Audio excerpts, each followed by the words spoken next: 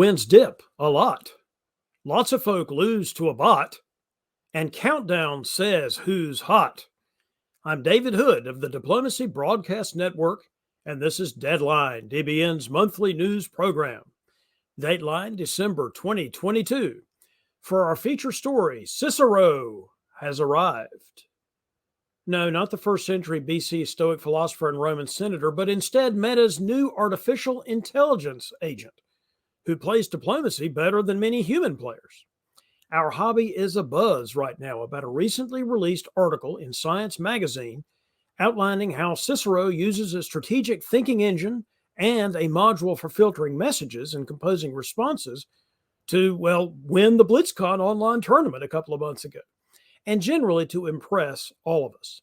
Later in the program, we'll interview one of the lead developers of Cicero about the project's details and about what it means, both for diplomacy and for AI research. But first, let's take a look at the other headlines from around the world of diplomacy. The Virtual Diplomacy League just completed its 2022 regular season with a dynamic series of games on December 3rd. Regular season champ Nicolas Taillet from France has secured not only the top seed for the VDL Top Board Championship game to be held next month, but he has also received an automatic berth in the DBN Invitational event to take place in February. Another auto bid to the DBNI will be awarded to the winner of that VDL Top Board, with the other competitors besides Taillet to include Englishmen Michalis Kamarites and Bradley Grace, along with Americans Tim Crosby, Brandon Fogel, Farron Jane, and Karthik Kanath. January 21st is likely to be the date of this VDL final, so stay tuned here to this channel for confirmation of the start time so that you can watch this exciting event live. To watch the League Night episode in which these charlatans secured their top 7 rankings, and which also includes coverage of the soon-to-be ending Nexus Press League season, use the link provided below. One issue that has plagued the diplomacy hobby from the bare beginning of postal play in the 1960s and on through today's website and application-based play is the issue of players either failing to submit moves at all or failing to draw, or actually dropping out of a game entirely.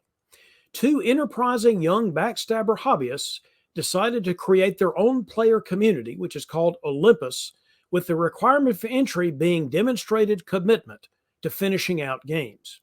Let's discuss this further with one of their Discord server administrators, BobZeBuilder. Well, hello, Bob, and welcome to Deadline. Tell us how you got into diplomacy, if you would. Hello, Mr. Hood. First of all, thank you for hosting me today. How did I get into diplomacy? I started around the time of the pandemic, and for the longest time, I've been a huge board gamer.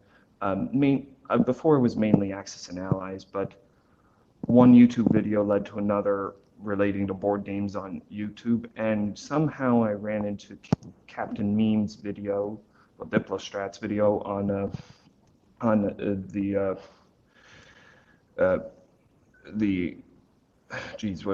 what is it called? Was it the online diplomacy championship? No. It was his 10-hour video on the streamers game. Anyhow.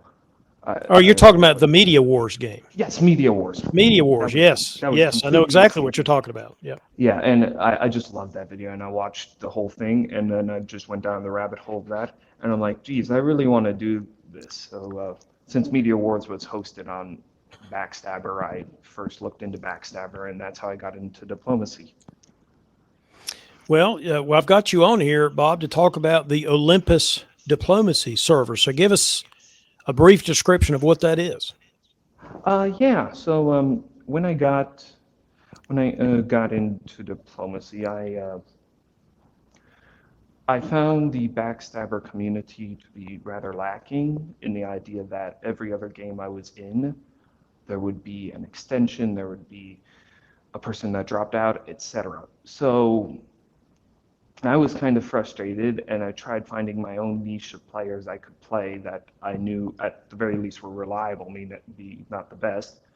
And from there, I developed my own community at first on Backstabber, specific without our own Discord, just community games. You had to have a certain percentage turn ratio requirement to join.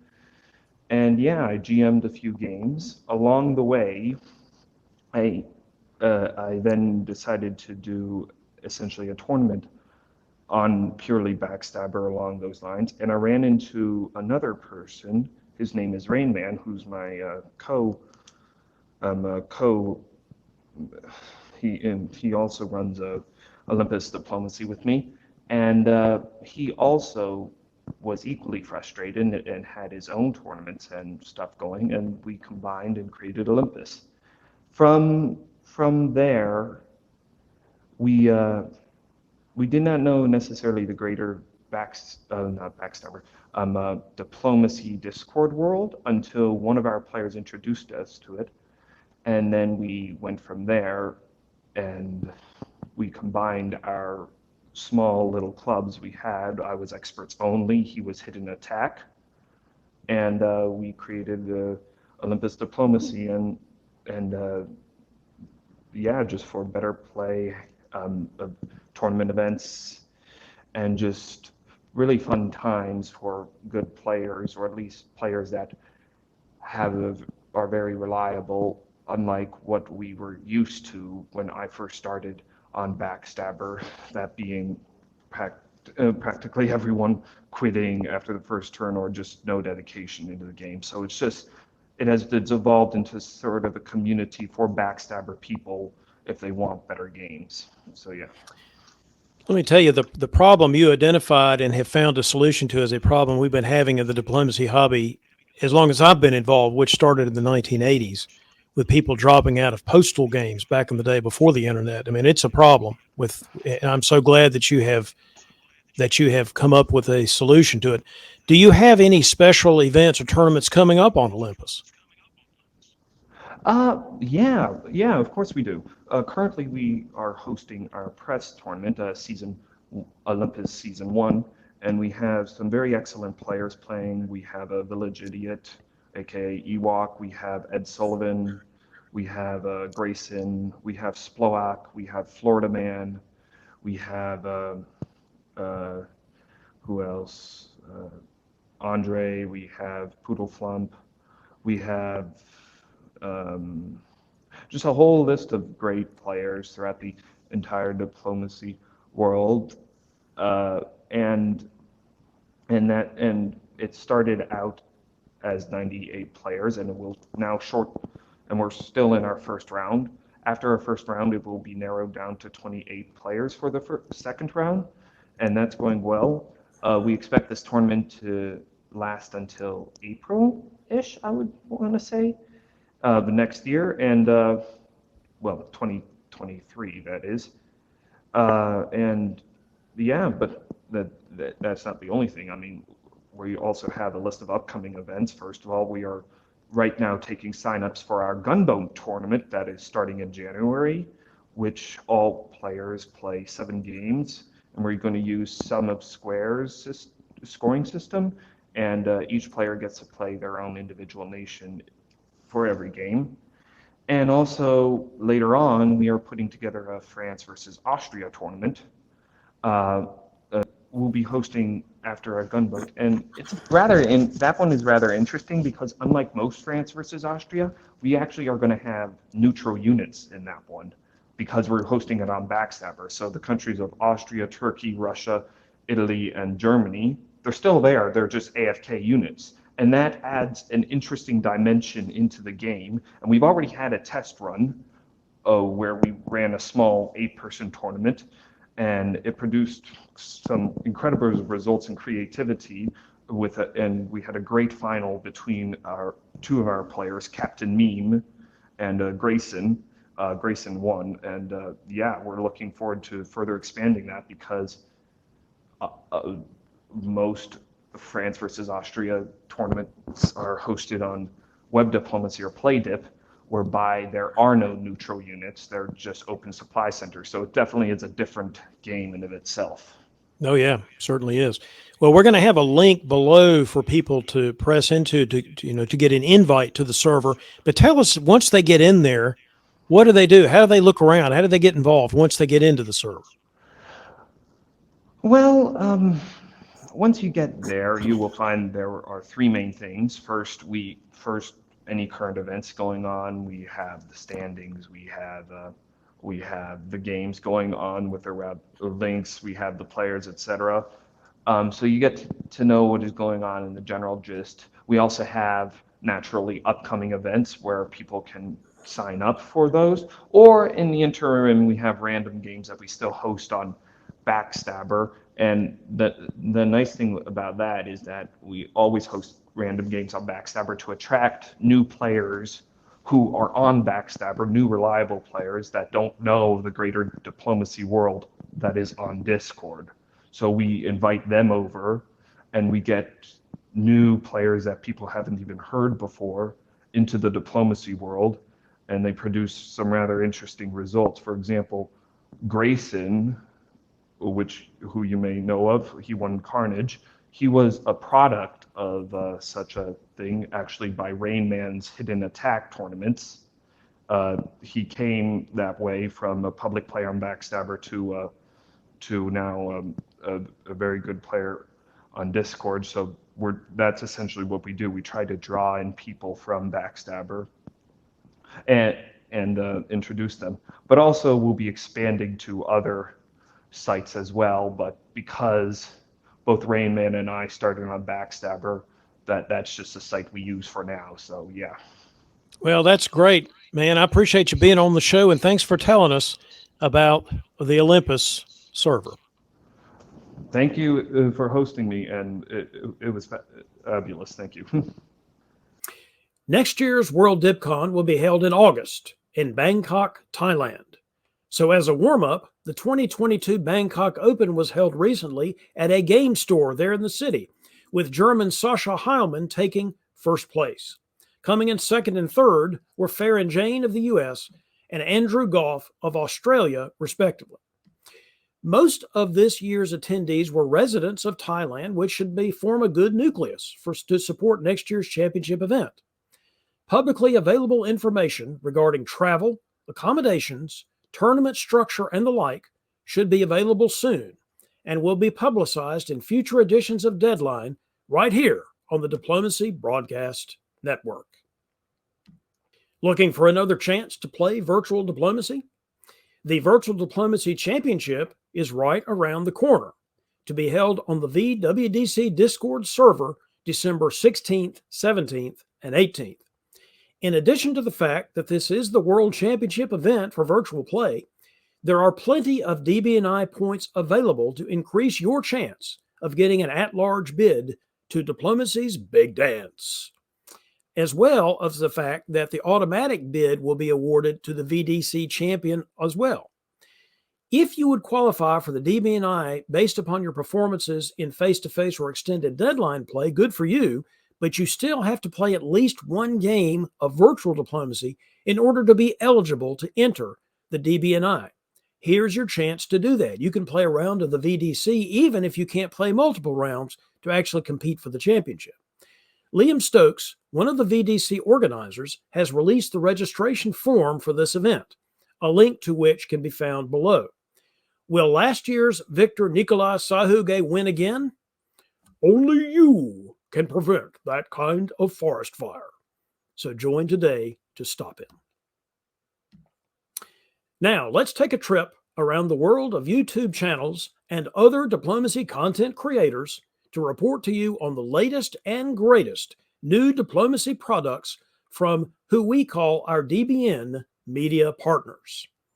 Amby and Canner's Outstanding Diplomacy Games podcast recently released a new episode featuring a charming interview with self-described old UK hobby duffer Stephen Agar, who has rejoined the hobby after many years of absence. Stephen talks about what it was like in the hobby's zine era of the 70s, 80s, and 90s, particularly in the United Kingdom. And he also discusses his longtime commitment to compiling an online diplomacy variant bank. Florida Man just released a video as well on his YouTube channel, which is really a teaser for a Patreon-only product he's now offering called Florida Man Unscripted. It goes through a year of moves in a play dip game explaining his negotiation and order decision-making. And finally, the legendary Tactics channel on YouTube also just released a new episode about diplomacy, this one being a look at 3 different physical editions of the game to determine which is the best to own. Video host Flash then combines elements from each of the 3 versions to come up with what he considers to be the ultimate physical diplomacy set. Catch his video and the other content I described by using the links below or by visiting the media page of the North American Diplomacy Federation website, thenadf.org. In news from Europe, both the Italian and French national face-to-face championships were held in November, with familiar names taking both spots. In the Italian contest, then tournament leader Tom Haver from Ohio was gang tackled in the final round, which led to Luca Pazzaglia winning the event, with Alex Lebedev and Davide Cleopadre taking second and third. Haver actually toppled to fourth, with fellow American expat Raymond Setzer coming in fifth. The top 7 included 3 Italians, 2 Americans, a Russian, and a Swiss. Now, the French contest was won, again, by Cyril Siobhan, adding this 2022 trophy to his win of last year's virtual French championships, and by the way, the 3 World DipCons that he conquered in 1997, 2001, and 2013. There is talk of more face-to-face events joining the European Tour for 2023, so buckle up, amigos, amigas, and Freunde alike. Earlier in the broadcast, I mentioned the Diplomacy Broadcast Network Invitational and the fact that both automatic and at-large bids have been and will be awarded in the near future. To follow the race for those spots in the big dance, I recommend you watch the show Countdown right here on DBN. Hosts Brian Pravel and Zachary Moore just released an edition of this show, a link to which is provided below in the show notes. They go through the current standings, analyzing both who is currently in the 28 available slots and who might be able to burst through that bubble to supplant the current 28 placeholders. Each of Brian and Zachary then make picks for players they expect to catapult up the list. There's also a discussion of the race for DBNI Rookie of the Year. Now, I know there's March Madness and bracketology, but we've got February Fever and Bubbleology. So eat your heart out, ESPN. Of course, just as the 2022 season comes to a close, it's a fact that the 2023 diplomacy season will be here before we know it. There are many modes of play in the modern world of diplomacy, including extended deadline pickup games and then tournaments on all of the DIP websites and apps. Then you've got the Nexus Leagues events on Discord, with the goal of encouraging crossover between players on different sites. We have newer ways to play like Blitz or Speedboat. And of course, the virtual diplomacy tournaments and leagues, which started during the pandemic, both for speakers of French and English. The oldest way to play good old face-to-face tournaments will spring back into action with Vancouver's Cascadia event the first weekend in February, and then TotalCon in the Boston area during the last weekend of February. When available, registration links to both of these events will be added to the tournament page of the NADF website, thenadf.org, and we'll also feature them on the next episode of Deadline. And now, at the end of every calendar year, we at Deadline like to check in with the president of the North American Diplomacy Federation to look both backwards and forwards in assessing the hobby's growth and development. So let's cut to my discussion with NADF Grand Poobah, Siobhan Nolen. Hello, Siobhan Nolen, and welcome back to Deadline. Hi, David. Thanks again for having me. Glad to do it. It's been about a year since we checked in last with you regarding goings-on the North American Diplomacy Federation front. So, first off, give us a little State of the Union speech. What is the current strength of the diplomacy hobby on this continent, says you?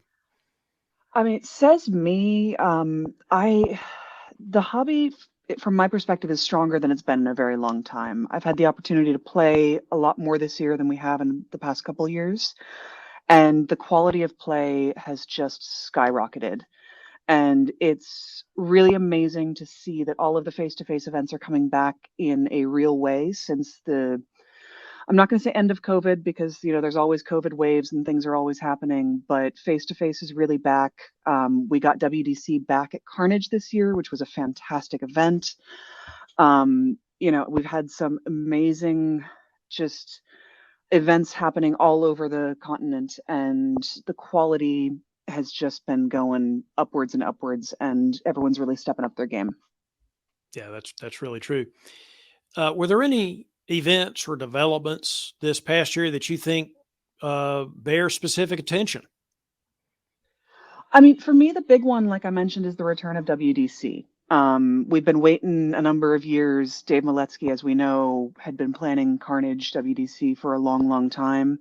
And seeing that come back, seeing the large events, face to face, watching everyone come together from all over the world is really what has been most exciting for me in this last year. So I look forward to seeing how that continues in the next couple of years. Well, there may be some people watching this who don't really understand what the NADF is or how it is organized and governed. So, could you tell us a little bit about that? Yeah, absolutely. So the NADF, or the North American Diplomacy Federation, if you don't even know what the acronym stands for, is a governing body to manage and help coordinate face-to-face diplomacy events in North America, primarily in Canada and the United States at this point. We don't have any clubs in Mexico, at least that I'm aware of. So we sanction face-to-face tournaments, which has to do with just giving them our blessing, making sure that they follow a certain standard of rules. So we have things like codes of conduct, standard tournament rules that we give out, make sure that there's some consistency between events, because without that kind of consistency, you never know really what you're going to get. So the NADF does a lot of that. We do oversee some, like, if there are issues that happen at tournaments, we can, the code of conduct gets put into place. We have rules for dealing with things. Thankfully, that is not something that comes up almost ever, but we do have that. As far as the structure, myself as the president, and then we have 4 board members. We are in the process of shifting over at the end of this year. A couple of our board members are leaving us. So we will be saying goodbye to Randy Lawrence Hurt and Tanya Gill, who have been with us for 2 years. And Riaz and Zach Moore are staying on. There is another big change happening. And David, this is a surprise for you as well as everyone who is viewing. Because I am expecting my second child in just about 2 weeks here, very soon I am going to be stepping down. And so you will see an announcement from the NADF about who will be taking over as we finalize all of that. We didn't quite get it in time for the end of year, but so we will see a new president and the new board will be formed by the end of the year. And those announcements will be coming out shortly. Well, first of all, congratulations on your second child. That's, of course, the biggest news here and Thank you. biggest thing going on here. But also, congratulations on a successful presidency. I'd be sorry to see you go, but honestly, very successful presidency, and you've been a great face for our hobby, and I appreciate that. Thank you. I really appreciate it. It's been about 5 years here now that I've been doing this, and I've really enjoyed it. It's been a great honor to be a part of the NADF and everything that's happened over the last few years. I am really excited to see what's coming next. There are some really big plans, and people have a lot of things to continue on where we're leaving off here. Well, what are you looking forward to for 2023? I know your presidency will be over, but your involvement in diplomacy will be different with 2 children, but certainly not 0. Well, what are you looking forward to? I am looking forward to, with 2 kids, probably a lot more online virtual face-to-face play. It's not something that I got super involved with over the last couple of years just because I've been very busy. I will be running my tournament whipping again this year in San Jose, which I'm always very excited to do. I'm hoping to get out to at least one other event this year. We'll see how it goes with 2 kids. Travel is always a little difficult. And, being very jealous of everyone who gets to go to Bangkok for WDC this year is, I think, top of my list. Well, do you see any challenges facing our hobby in these days? Talked about all the positive stuff. Do you see that? Are there any challenges from your point of view? I mean, for me, the biggest challenge that I see coming up in the next couple of years comes out of one of the big positives in our life. As the world opens up and we all get back to what looks like more normal life after a couple of years of COVID lockdowns, people have less time for diplomacy. We saw a huge spike of growth and play in the hobby in the last couple of years because people had more time to play, whether virtually or, what limited they could do in their local hobbies. But we are seeing a little bit of people who are like balancing real life and diplomacy play. And so figuring out how to keep the hobby growing and interested and invested as people get back to their normal life and find that balance is going to be, I think, one of the biggest things coming up. Yeah, that makes sense. Any other final thoughts from you for our deadline audience, and perhaps as your what do they call this? The farewell address. You could give us a short farewell address here. Yeah, I mean, diplomacy is one of the best communities I've ever had the honor to be a part of. This gets kind of a little tired. You hear it from a lot of us a lot of times, but it's the opportunity to meet the people I've met who I never would have had the chance to. Like David, I wouldn't have known you probably ever if we True. hadn't known this game together.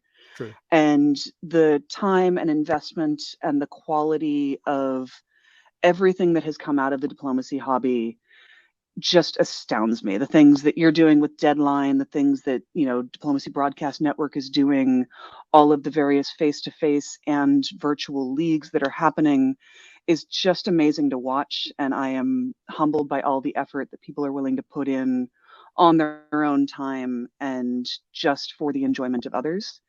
And so I want to say thank you to everyone who's in any kind of organizing role in diplomacy, whether it's here in North America or across the world.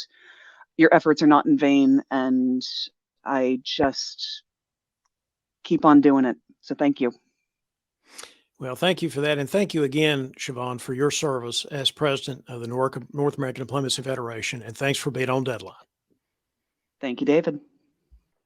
And now for our feature presentation.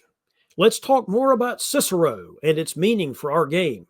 Marcus Zylstra has released a special episode on his Diplostrat's YouTube channel about how he did playing against 6 Cicero agents at the same time.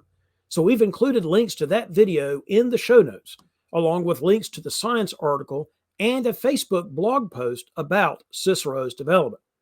Now let's talk about all of this with Nolen Brown from New Jersey, one of the leading developers of the AI agent itself.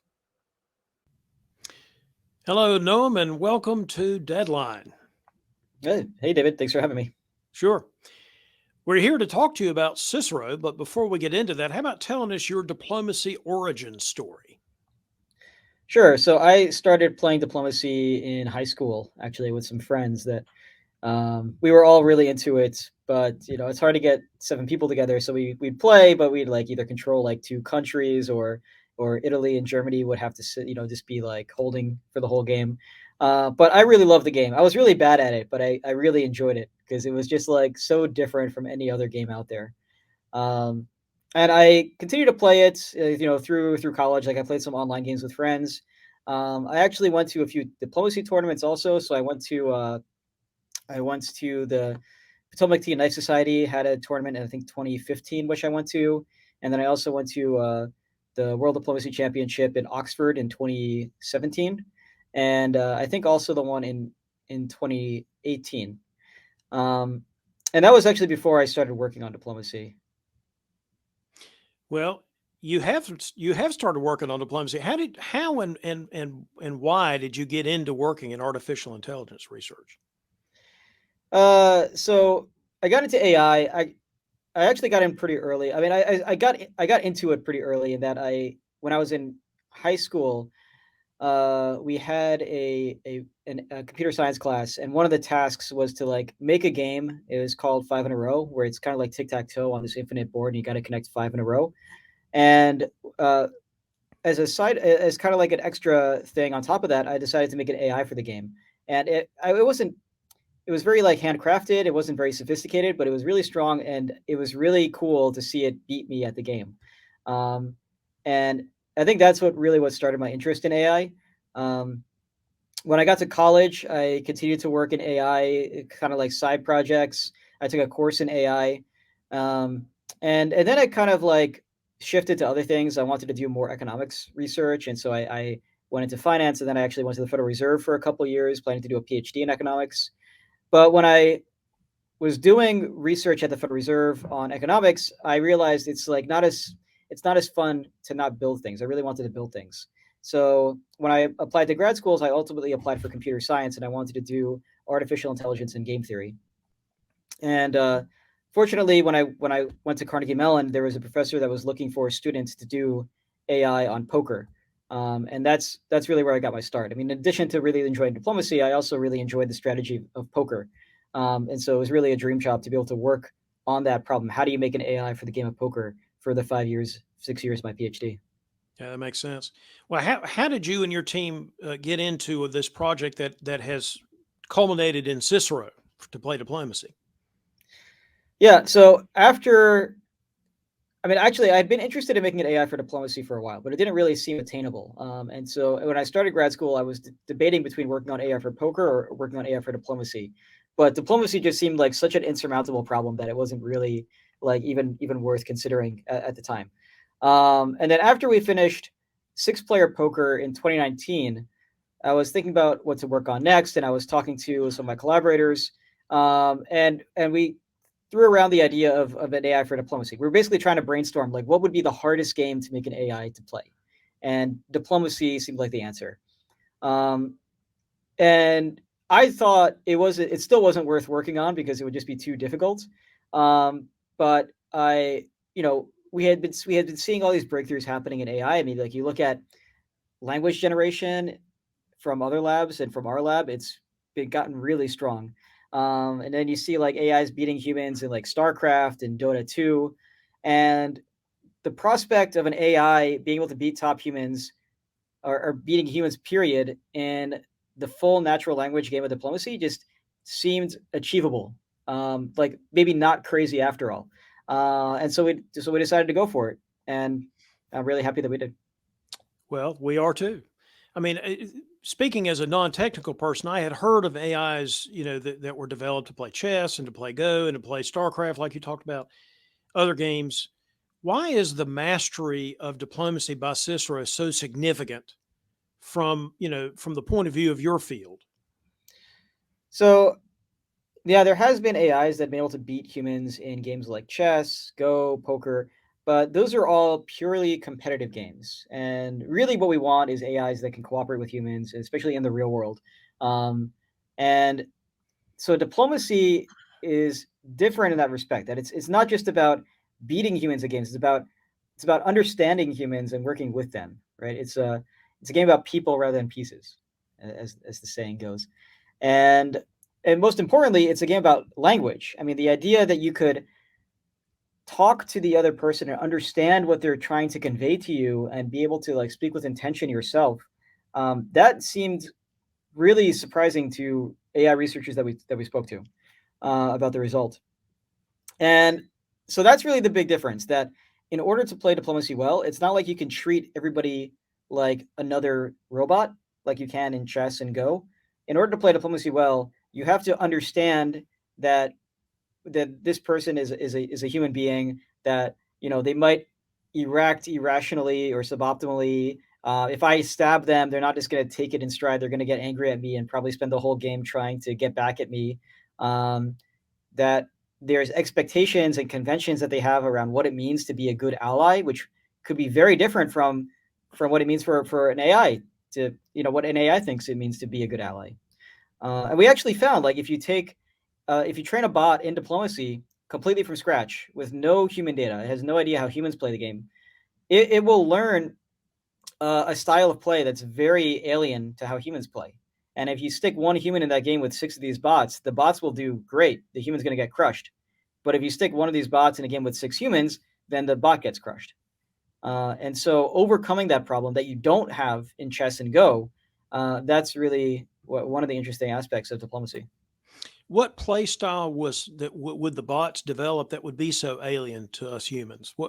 Give us an example of what that means. It would do well. I mean, like one example is like Italy would attack Austria at the start of the game. Which, that's the conventional wisdom is that that's suicidal in. Well, I just did that in a game I'm playing recently. So, what are you trying to say? Didn't work out? Sure, it can work out. It all depends on what Russia and Turkey are doing, doesn't it? Exactly. It depends on what Russia and Turkey are doing, and because Russia and Turkey open in a weird way, then it actually works out fine that Austria can open against Italy, and it's not a crazy idea. And so that's one example. England always opens the English Channel. France, oddly, even though England always opens the English Channel, does not necessarily open to the English Channel. Yeah, so interesting things like that. Gotcha. Well, now that Cicero has had the success that it has had, what are the implications for AI research in general, or the future of AI research in the near term? What does this mean for AI? Well, I think there's a few things. So first of all, I think it's a real show of force at just how powerful AI has gotten. I mean, this was something that would have been unthinkable even three years ago. And this isn't just diplomacy. I mean, we're seeing these kinds of breakthroughs across the field. I mean, you look at image generation, you look at language generation. AI has gotten incredibly good at these things. Now, one of the limitations of the other results is that they're not really able to reason very effectively. So they're able to do, kind of next word prediction, and they're really good at imitating the human language, but they're not really talking with a purpose and a long-term plan in mind. And that's really been a limitation of a lot of these other AI breakthroughs. And with Cicero, we show that you can condition the language generation on a plan. Cicero, the way it works is it spends a lot of time trying to come up with a plan for what it's going to do, and then it communicates with that plan in mind. And so a lot of AI researchers have looked at this and said, like, okay, this is something that is missing from language models today, and it would be nice to be able to do this not just in the game of diplomacy, but across a wide variety of tasks. Interesting. Well, how are you enjoying all of the bots are going to take over the world jokes as much as the next person, or do you just find it tiresome at this point? I've been pleasantly surprised at how few Terminator pictures we've seen. For the poker work, it was like, oh, every other article has like a picture of a Terminator with the big red glowing eyes, but I think I've only seen like one or two this time around. So that's a step in the right direction, at least. Well, as we all know, change breeds concern in every area of human endeavor, and this is certainly one in which it also often breeds concern. What is the future for your team or your research now that you've done Cicero? What are your plans now? We're trying to figure that out. So we're considering what comes next. I don't think we'll work on diplomacy specifically going forward. Maybe some small projects here or there, but not a huge effort. I think we're aiming for generality. So we like to develop techniques that can be applied to a wide variety of domains, not just diplomacy. Though it would be nice to continue testing in diplomacy, because I think if you can have an AI system that can do a lot of things, and one of the things it can do is be superhuman in the game of diplomacy, well, that's a pretty powerful result. It is. Let me step back just a minute, because I meant to ask you this earlier. For us non-techie people, could you describe how this bot works, or maybe what this bot does differently from some previous iteration of AI that plays games? Yeah. So the way Cicero works, it takes as input all the conversations that it's had so far, all the actions that have occurred, the state of the board, and it makes a prediction about what it thinks everybody will do and what they think it will do based on a giant data set of human games that it's been trained on. So it can look at the conversations that it's had, it looks at the moves that people have made and say, okay, well, in these past games that I've seen humans play, this is what everybody ends up doing next and what they think I'm going to do next. It then improves that prediction through this strategic reasoning algorithm where it will say like, okay, my initial prediction is that this person's going to do this, but I'm going to assume that, but sometimes, it's not a perfect prediction, right? Like the neural nets are not perfect at actually predicting what you're going to do. They make mistakes. They assume you're going to make blunders that you're probably not going to make. And so we can refine that prediction through this planning algorithm that says you're a reasonable person. You're not going to do this like obvious blunder, at least not with as high probability as my initial prediction might say. And so we'll kind of like adjust the predictions based on that. And then it will also recognize, okay, well, if you're not going to make that obvious blunder, then I should tweak my strategy. And also, you're going to know that I'm going to tweak my strategy. And so, you kind of like iterate on this and you get a much better prediction about what everybody's going to do. Now, once you have that prediction, Cicero then figures out what action would best respond to what it thinks everybody's going to do. And then it will feed that action into the dialogue model. And the dialogue model will send a message to its partners that are consistent with the action that it intends to take. And this is kind of an interesting aspect of the bot, that the bot is actually always trying to communicate what it's actually planning to do, or at least send a message consistent with what it plans to do. It's not actually actively trying to lie. And so it might strategically withhold information. Like if it's going to attack somebody, it's not going to, if it's England and it's attacking France, it's not going to say like, hey, France, by the way, I'm going to move to English Channel and try to convoy into Picardy this turn. But it will at least not blatantly lie about like, oh, I'm actually going to move to Norwegian or something.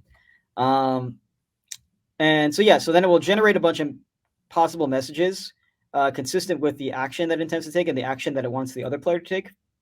And then it will feed that through a series of filters that will try to eliminate nonsense, eliminate actions where it might actually be telling the other player something that it shouldn't be telling them, like that I'm going to attack you or that I'm going to leave myself really open to a backstab this turn, this kind of stuff. And then eventually it will sample one of those messages that it will send to the player. And then it will just repeat that whole process again. I'm sitting here thinking that I played against the AI version of diplomacy in 1984, and I don't think it was very good then. Just saying. Don't think it did any of those things. I've heard stories about it. Oh my gosh. Well, even the one that came out in the 90s was terrible, but I'm talking about the one that came out in the 80s. Well, let me ask you a different question. I didn't, it just occurred to me. Has this project, and you described how Cicero works and how it thinks about diplomacy, has this made any difference in your own play of diplomacy, just working on this project? Well, a lot. I mean, first of all, like working on diplomacy, I became very interested in like really trying to understand the strategy of the game. And so I've actually watched a lot of DBN. It's kind of like, oh, I'm having lunch and don't have anything else to do. I'm going to like go through some videos of DBN, like understanding. And it's kind of interesting how when I started watching the broadcast, I wouldn't really understand why people were doing certain actions or certain moves. And now I feel like I understand it quite well. And I think that's a large part because I've been like playing with people in the community, like watching these broadcasts, like really getting a sense of like what the strategy is for diplomacy and how to approach it. But also working on the bot, I think the bot has taught me a lot. So and I think things that go against the conventional wisdom, like it puts a very high priority on Scandinavia, which I think that a lot of players maybe underestimate or undervalue, especially like as Russia, it likes to focus very much on the North, which I think a lot of players don't value as much as they should. And it's also taught me like if you have an opportunity, you gotta go for it. You can't just take things passively. You gotta take advantage of a situation when it arises. Hey, if it takes a bot to teach us that lesson, which is a very important lesson in the game and in life, then it was worth it just for that. Yeah. So do you have any other final thoughts for our audience? I guess the final thought would be, we really could not have done this without the diplomacy community. And so just want to express our sincere gratitude to everybody in the community. Everybody that's built up this community over the years has helped make this result possible. So like every game that you've played has helped in some way to, bring people into the community, to spread the word about diplomacy, to create an environment where people feel comfortable and happy and excited to play. And that's ultimately allowed us to achieve this result. So thank you for helping to advance AI research, and I'm looking forward to playing with all of you in future games. That's a great thought, Noam. And thank you and your team for what you've done. It's really quite an achievement for us diplomacy people and for everyone else who can see the progress of AI. So thank you very much for what you did, and thanks for being on the show. No, happy to be here. Thanks to all of you watching at home. We hope you have enjoyed this broadcast of Deadline. If you have news, ideas for features, or feedback of any kind, please feel free to send an email to info@diplobn.com, or you can drop me a line directly using davidhood@dixiecon.com. For all of our other broadcast offerings, visit our website at diplobn.com. This is David Hood signing off. I wish you brightness and bliss and, of course, Belgium.